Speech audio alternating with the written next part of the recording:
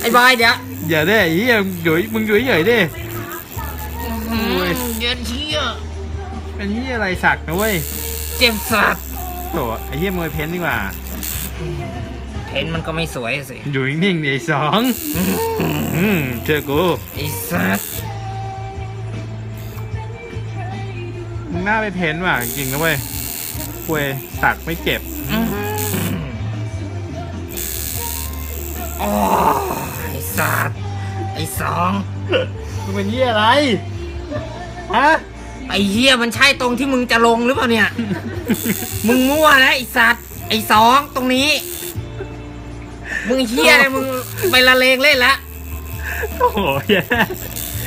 มึงนี่แม่งไอ้สัตว์มึงไม่ออกมึงไม่ได้เป็นช่างสักเองเลยวะไอ้สองมั่วแล้วเรือใบเหี้ยใบเขาสีขาวสัตว์เล่นสีส้มกูก็หมดแล้วเนี่ยสาดกระแสกันเหี้ยมันสาดกระแสงอาทิตย์คุยมึงดูเมียมยังเข้าใจเลยเหี้ยตัวมึงยังไม่เข้าใจของมึงเองดวงอาทิตย์ไอ้สัตว์ยังกับไข่ลูกเขยเอาไอ้เหี้ยเดี๋ยวมึงกูล้างให้ดูไอ้สัตว์ไอ้เหี้ยน่ะกูว่าสต็อปแล้วดูเรือใบก่อนดีกว่า